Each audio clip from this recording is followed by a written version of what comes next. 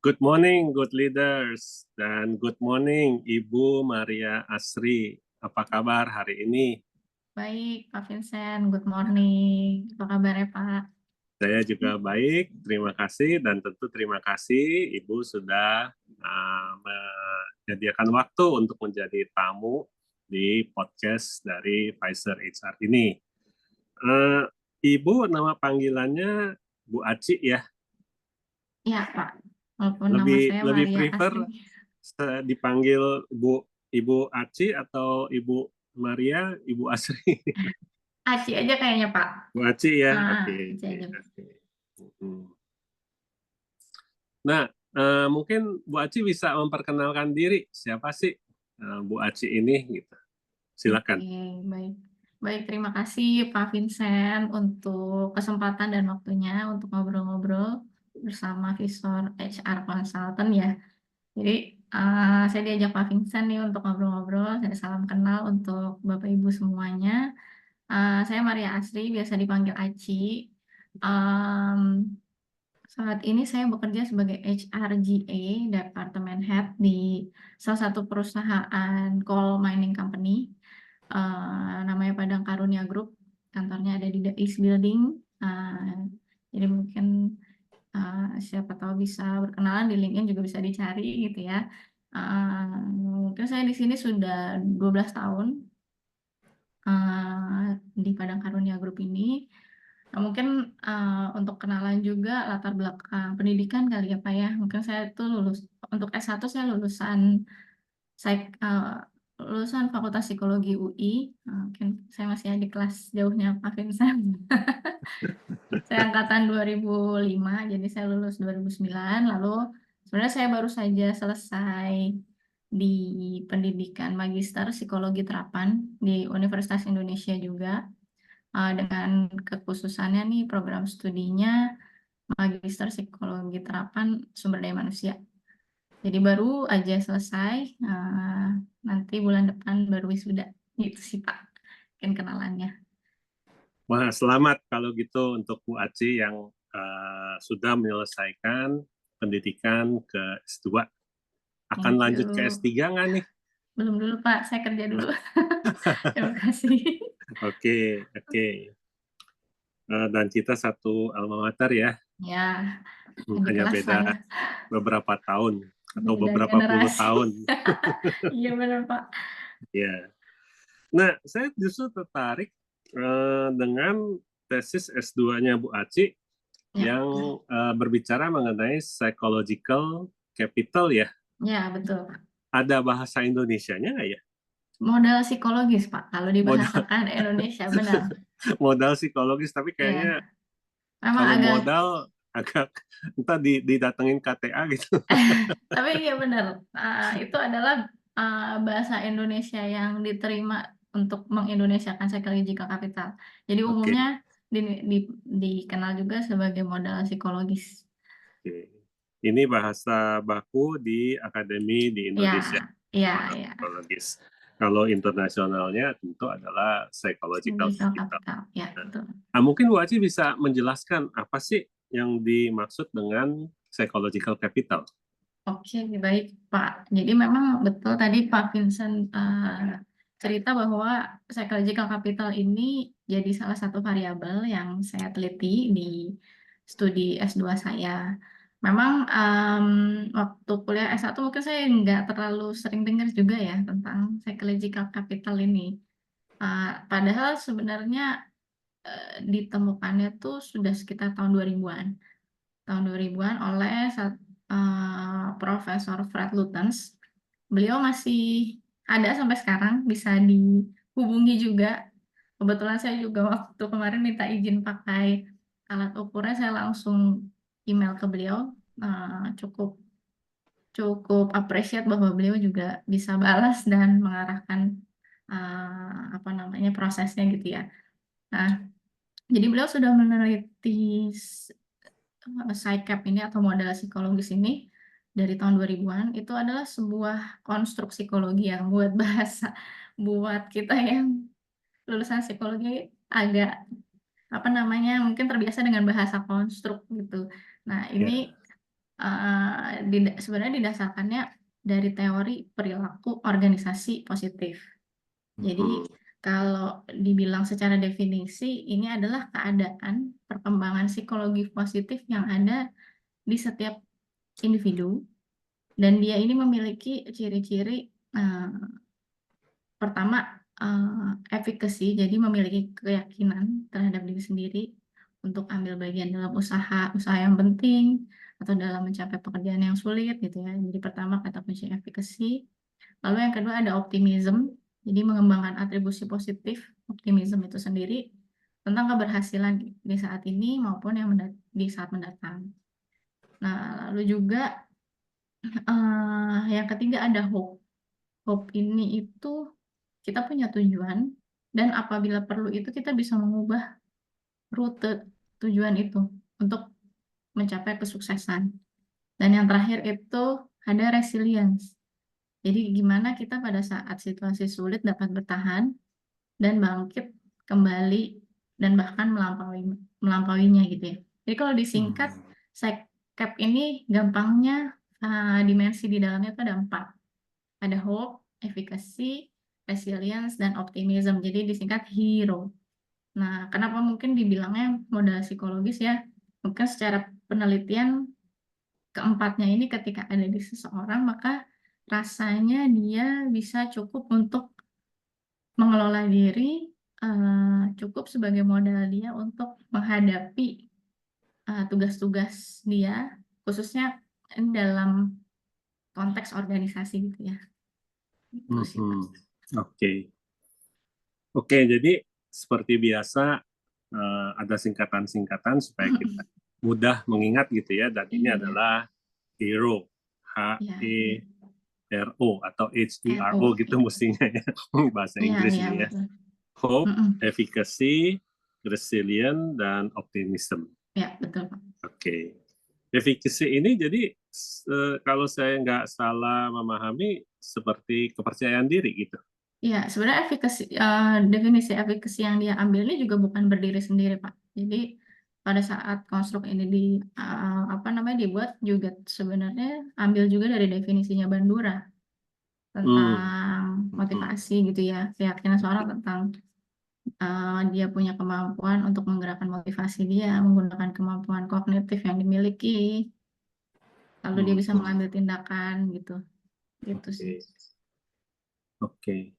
Nah, tadi kan Woci mengatakan pengembangan konsep dan penelitian mengenai psychological capital ini sebetulnya sudah di awal tahun 2000-an ya. Apakah ada cerita latar belakang atau semacam sejarah sampai si peneliti awalnya mengembangkan konsep ini? Kalau sejarah mungkin nanti agak kurang pas sih, Pak, karena memang Dr. Fred Lutens ini punya beberapa kolega ya yang memang khusus untuk sebenarnya ya bahkan dari psikologi positifnya. Backgroundnya memang arah kan kalau di psikologi kadang suka ada aliran ya, Ya, mungkin aliran yang didalami memang dasarnya psikologi positif, Pak, gitu. Sehingga mungkin dari sekian banyak penelitian yang sudah dilakukan, maka linkage hubungan korelasi dan lain sebagainya, maka akhirnya beliau menyebutlah konstruk ini sebagai sesuatu yang bisa dirasa kuat gitu. Nah, mungkin saya bisa ceritanya adalah penelitian tentang PSYCAP yang ada sampai saat ini itu memang secara outcome itu banyak terbukti secara statistik itu berdampak kepada outcome yang dibutuhkan oleh perusahaan ya. Dalam arti misalkan organizational commitment, lalu perilaku organisasi yang OCB, kayak gitu, Pak. Jadi organization citizen behavior ya. citizenship behavior ya. Jadi outcome-nya si PSYCAP ini memang banyak berpengaruh terhadap perilaku manusia di organisasi itu sih, Ya, Pak. oke. Oke.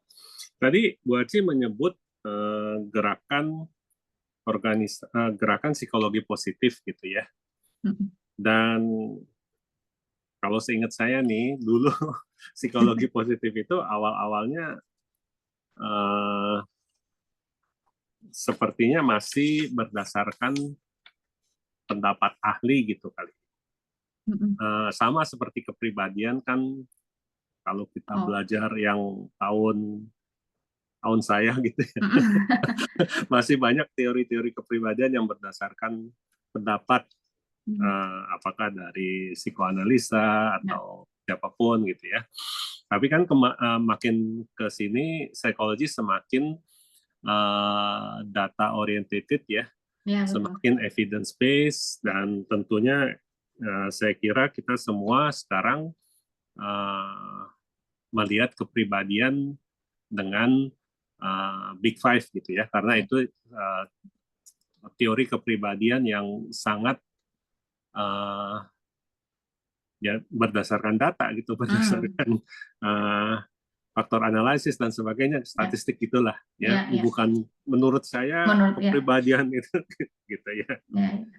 Nah kalau PsyCap ini, psychological capital ini, apakah juga berdasarkan penelitian data statistik atau masih pendapat? Kalau dari yang saya baca, tentu udah bukan pendapat lagi, Pak. Jadi ya, nggak bisa masuk jurnal nggak bisa, betul Pak. Jadi kalau Profesor Fred Lutens ini mengembangkan, ini berarti kan 20 tahunan ya. Dan di luar mereka researcher ya, peneliti seperti mahasiswa segala macam pasti kan sudah juga nambah mengembangkan ya. Dan apa namanya, rasanya sih udah ini bahkan mungkin si PsyCap ini pengembangan selanjutnya adalah menariknya ini adalah trait-like, Pak. Ini adalah state-like.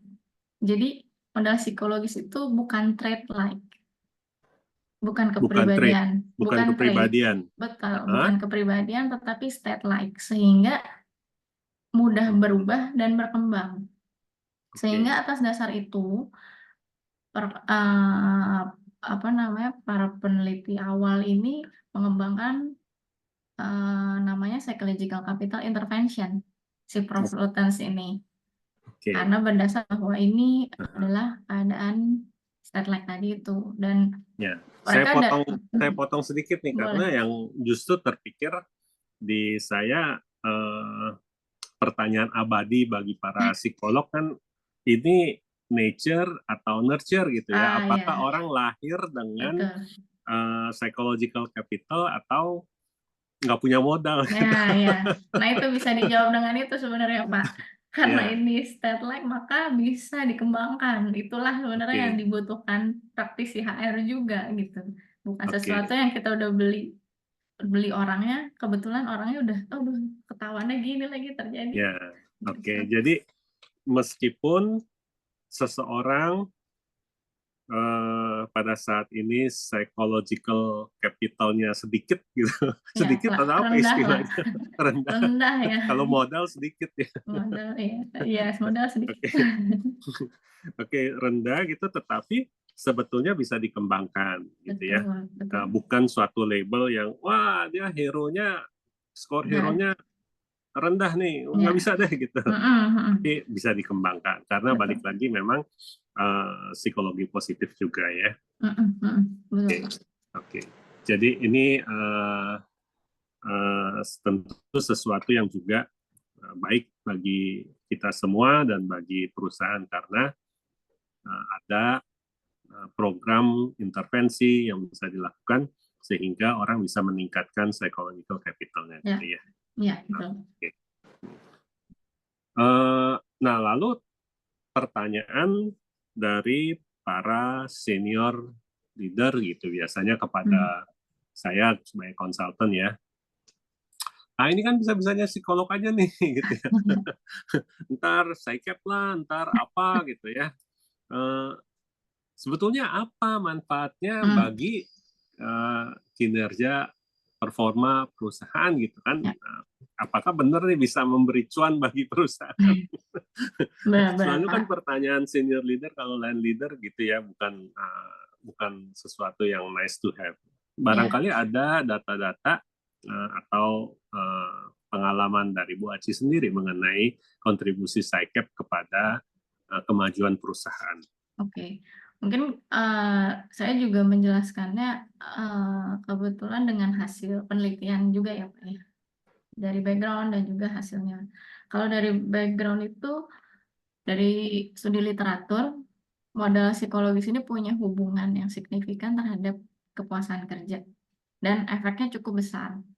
Yang berarti artinya semakin tinggi modal psikologis itu, maka seseorang akan semakin puas terhadap faktor-faktor yang berkaitan dengan pekerjaannya mereka. Nah, uh, efeknya kalau sudah ada kepuasan kerja, biasanya outcome-nya larinya banyak macam lagi, yang productivity, yang segala macam. Nah, itu kan yang dicari ya. Memang bentuknya tidak terlihat, namun hanya harapannya akan dirasakan.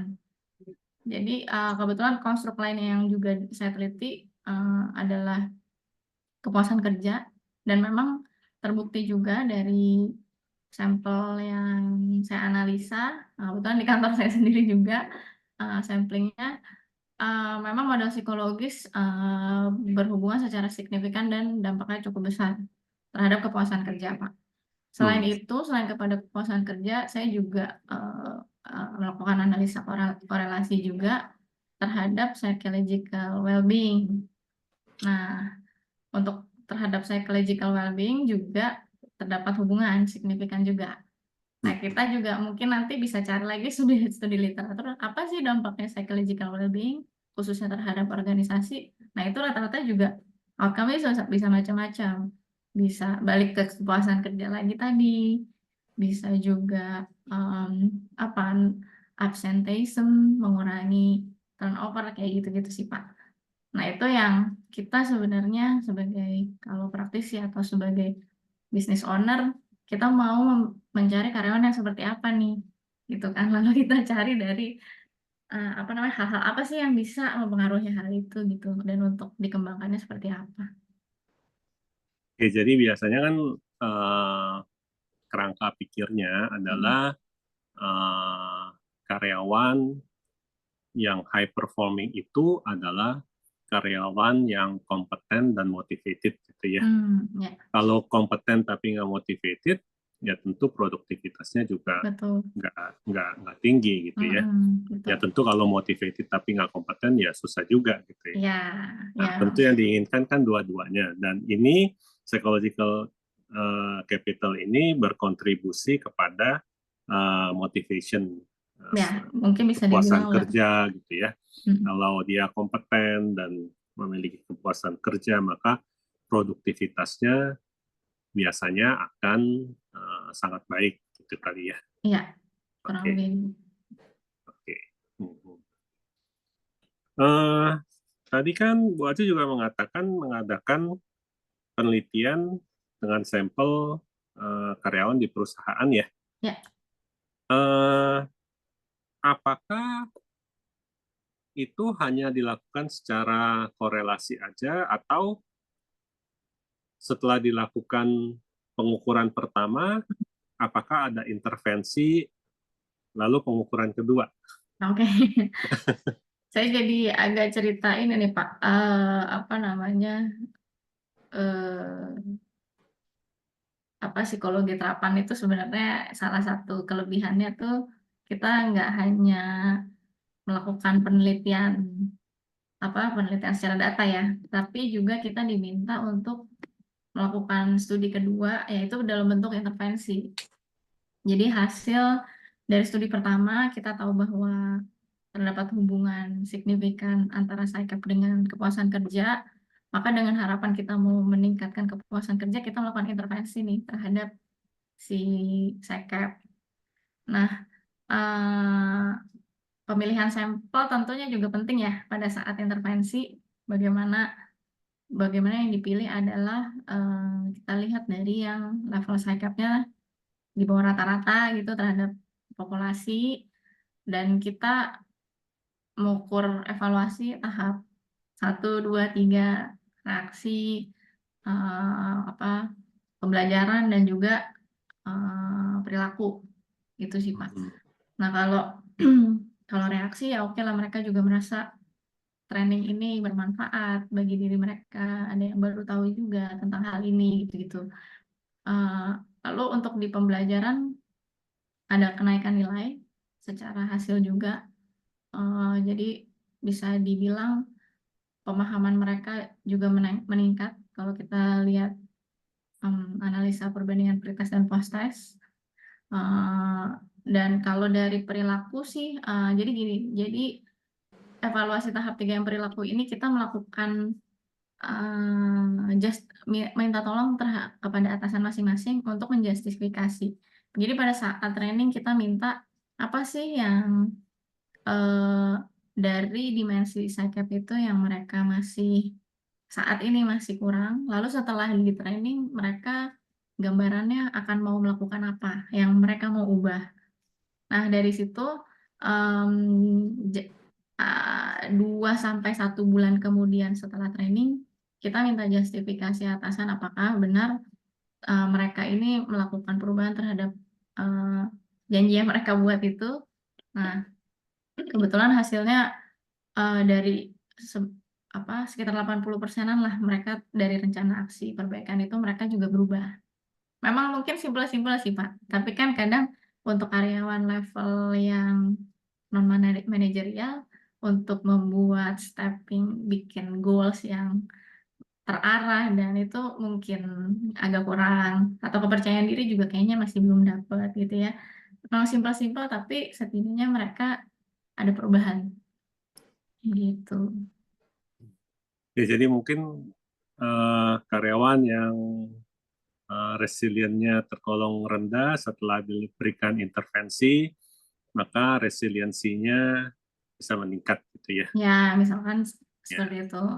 Kalau resilien rendah mungkin stres dikit kemudian izin sakit gitu, cuti sakit. Betul, jarinya jadi absen terus bosnya marah-marah. Nah, setelah intervensi cuti sakitnya menurun gitu ya, lebih Eh, resilient lah. Simple gitu, Pak. Ya. Ada pengalaman pribadi juga karyawan-karyawan yang sering sakit gitu. Ada, Pak. Itu mah tetap ada kayaknya di organisasi. Jadi sama aja dari 40 tahun yang lalu saya Heeh. gitu ya sampai sekarang tetap ada karyawan yang begitu ya. Tetap, Pak, tetap.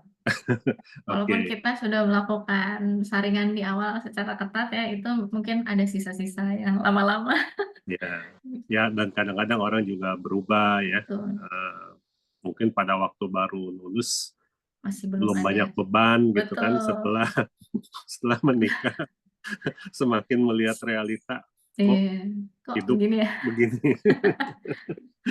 atasan kok begini gitu ya. Iya, Pak. Wajar lah, Pak ya. Kita menemukan gitulah. Ya, oke. Eh, nah, terkait resiliensi ini juga Mm-mm. di podcast yang sebelumnya juga saya menanyakan gitu ya, apakah ada perbedaan antar generasi gitu ya.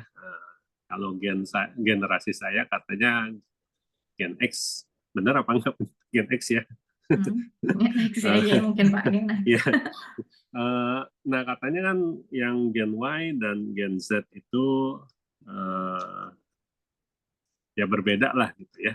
Hmm. Kalau dari penelitian Bu Aci sendiri, ada nggak, terlihat nggak perbedaan antara perbedaan dalam psychological capital di antara berbagai kelompok usia kerja ini? Nah, mungkin pertanyaan itu juga cukup menarik sih ya Pak. Kebetulan di penelitian saya tidak memasukkan pembagian usia kerja, namun mungkin itu bisa dilakukan kalau samplingnya benar-benar apa ya di sekolah gitu. Karena kalau saya lihat penelitian-penelitian di lain, SECAP ini, si Psychological Capital Intervention ini juga mulai dikasih ke anak-anak di sekolah gitu. Tapi kalau di usia kerja kan rata-rata juga udah umur 30-an ya. Jadi saya nggak bisa lihat slicing per generasi tuh. Tapi dengan mungkin menjawab atau enggak, tetapi dengan tadi penjelasan bahwa ini adalah state light, pemahaman saya adalah makin muda dia memahami itu, maka makin bagus dia mengembangkan itu ketimbang telat lah gitu ya. Karena di luar negeri gitu anak SMP juga sudah mulai dikasih psychological capital intervention tuh Pak. Apalagi isunya juga banyak terjadi ketika kemarin kita COVID. Ada perubahan itu, nah banyak juga tuh penelitian tentang SECAP ini dikaitkan dengan bagaimana mereka mengelola pasca COVID gitu. Ya, ya, oke. Jadi bukan hanya bagi karyawan, tapi sebetulnya individual sih Pak. SECAP ini ya bisa diberikan bahkan kepada siswa-siswa ya. Iya. Yang paling muda sampai di level apa? Yang kalau saya baca sih kemarin junior high school ya Pak ya. Jadi udah jadi mulai di bisa. kita mungkin SMP ya. Ya, SMP kayaknya udah mulai bisa diberi pemahaman ya. Karena basicnya untuk PCI, Psychological Capital Intervention ini bukan intervensi yang panjang, cukup 2-3 jam training. Oh, oke. Dan lebih ke memberikan mereka pemahaman. Psikoedukasi gitu ya. Ya, lalu exercise gimana cara meningkatkannya. Lebih kayak gitu, Pak. Exercise-nya tuh maksudnya gimana? Mungkin bisa berikan contoh sedikit. Misalkan contoh exercise, kita exercise meningkatkan hope ya. Hope itu kan tadi bagaimana kita punya goal dan pathway kalau itu nggak berhasil. Nah, exercise-nya kita kasih worksheet untuk SMART goal. Ya namanya pada saat intervensi bolehlah, mau tentang pekerjaan boleh, individu dia pribadi boleh. Yang penting dia bisa nggak membuat goal itu yang jelas. Dan rute menuju ke sananya dia bisa buatnya gitu. Oke, jadi misalnya untuk resilient ini kadang-kadang disebutnya tabletop exercise ya. Jadi di atas ya di meja gitu diskusi dan oke. Bukan physical exercise gitu ya. Bukan Pak. Benar. Yang resilient gitu disuruh gym gitu. Tapi di beberapa silabus saya baca ada juga yang nggak cuman itu, tapi juga benar-benar exercise yang lain, tapi saya lupa apa gitu. Oke. Nggak cuman main aja gitu, Pak. Oke, mungkin semacam endurance gitu kali ya. Ya, meningkatkan stamina juga ya. Karena kalau tubuh nggak fit, ya kan pengaruh bisa betul. Ya. Betul Pak. Ya. Oke. Nah yang terakhir tadi Bu Aci juga mengatakan ini lebih pada level individu ya. Tapi kalau misalnya pendekatan organizational psychology, organizational behavior itu kan nggak cukup hanya di level individu ya, tetapi perlu hal-hal tersebut dibuat menjadi program, menjadi suatu sistem, karena itu yang akan mempengaruhi perilaku orang gitu ya. Karena kalau enggak kan hanya pada level individu, perubahannya mungkin kurang signifikan atau kurang impactful gitu ya. Nah, apakah hal ini juga bisa disistematisir ke dalam kegiatan perusahaan? Ya, saya rasa sangat bisa ya Pak. Tergantung perusahaan biasanya apakah juga di dalam roadmap pengembangan karyawannya tuh sebenarnya bentukannya seperti apa juga misalnya. Mungkin saya yang kepikiran, meskipun tadi konstruk ini tuh rasanya tadi kalaupun exercise tuh juga sebenarnya cuma exercise pemahaman gitu ya.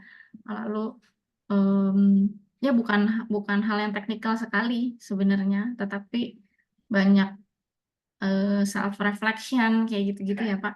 Tapi kalau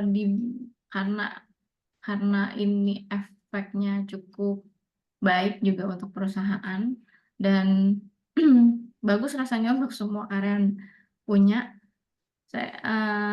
Kalau untuk disistematisasi, jawaban mudahnya adalah ya kalau bisa intervensi PCI ini setidaknya diberikan kepada all karyawan. Karena Mhm. tidak ada pembatasan, oh kalau sudah usia segini tidak perlu lagi. Enggak sih. Mhm. Ketika dia udah paham bagus, tapi kalau belum paham ya enggak. Dan itu juga bisa dimasukkan misalkan menjadi salah satu mungkin kalau di kami misalkan ada apa ya, kompetensi model gitu ya. Nah, Ya, bisa aja ketika kita punya learning management system itu juga bisa dimasukkan tuh ke dalam salah satu general anggaplah general course yang harus wajib diikuti oleh seluruh karyawan seperti kayak new employee wajib tahu ini selain dengan visi misi, values perusahaan yang biasa umum kan seperti itu ya atau ya. sistem prosedur yang berjalan di perusahaan. Nah, bisa juga ditambahkan si PCI ini si Pak Saikep ini. Ya, kalau dengan kompetensi saya jadi tertarik, apakah psychological capital ini bisa dikaitkan dengan kompetensi? Sebenarnya kalau dibilang secara kan kadang kalau ngomongin teknik, kalau kompetensi itu tergantung apa ya Pak kompetensinya nih. Ya, Kadang-kadang definisi. mungkin yang lebih dekat ya mungkin efikasi dan resilient gitu ya. Kalau ah, saya Skill lah eh, ya, skill. ya Hmm, ya mungkin kalau saya di perusahaan Bu Aci gitu kan, kemudian ada usulan saya dipromot jadi direktur gitu kan, Bu Aci hmm, kan akan menilai ini Pak Vincent ini kompetensinya hmm. punya nggak nih, punya efikasi, punya resilient nggak? Jangan-jangan nanti dia Iya, jadi direktur dia stres gitu. iya betul Pak. Eh, saya sih mungkin juga belum ngecek apakah ini tuh beneran ada di apa bisa dinamakan kompetensi ya Pak. Tapi kalau ini contoh aja bahkan values perusahaan kita tuh juga anggap sebenarnya itu sebagai kompetensi sih. Karena Ya, itu karena kan kompetensi memang harus link kepada values perusahaan. ya Values betul. perusahaan itu diimplementasikan melalui standar kompetensi yang harus berarti kan standar perilaku yang harus dimiliki oleh Ya, semua anggota iya. perusahaan gitu Iya, kan. iya betul. Ya, Nah, makanya kalau kita percaya bahwa SciCap ini juga bisa mendukung pencapaian tujuan organisasi, ya, sebenarnya sah-sah aja untuk satu organisasi bisa ya, jadi ini ya. Ya, misalnya kompetensi kalau wajib lah ya.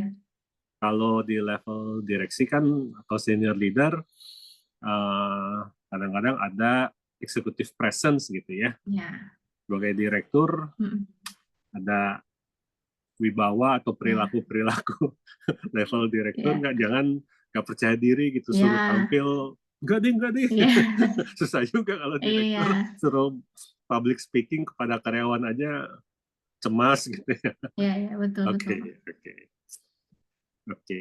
Ya jadi meskipun nggak secara langsung, tetapi unsur-unsurnya tetap bisa diterjemahkan ke dalam perilaku-perilaku yang akhirnya masuk Mm. kepada kompetensi sepertinya ya. Ya rasanya mungkin bisa juga ya Pak. Ya, ya.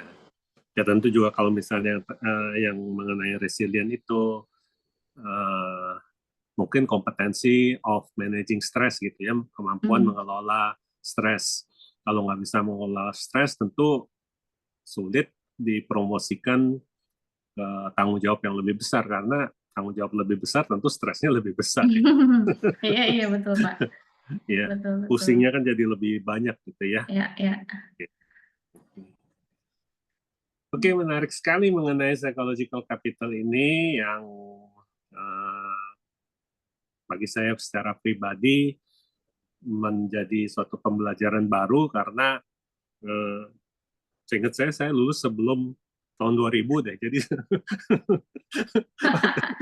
Jadi belum ketemu, waktu Pak. saya studi belum ada psychological capital gitu ya.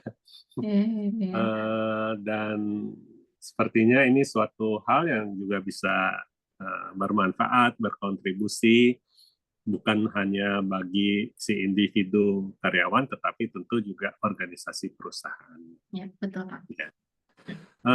Ada hal lain yang ingin ditambahkan oleh Bu Aci mengenai psychological capital ini? Mungkin kurang lebihnya itu sih Pak, banyak banget sebenarnya studi literatur. Jadi buat Bapak Ibu yang, oh mungkin kan Bapak Ibu yang mendengar ini siapa tahu adalah sebenarnya praktisi HR ya Pak ya. Dan kadang praktisi HR tuh maunya cepet. Misalkan, aduh kayak apa sih bentuknya si SECAP ini? Kalau Bapak Ibu iseng sebenarnya di YouTube itu banyak penjelasan-penjelasan tentang how to develop SciCap gitu. Nanti dia akan kasih ilustrasi-ilustrasi yang cukup menarik gitu. Jadi namanya kita kan selalu jadi individu yang harus terus belajar ya Bapak Ibu.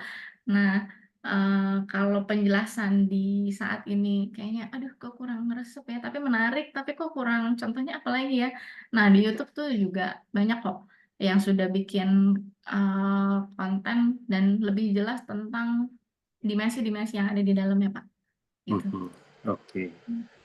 Ya, tentu podcast kita relatif singkat sehingga ya memang mungkin nggak bisa masuk secara mendalam, tapi setidaknya Mengenal lah ya, memperkenalkan Pak.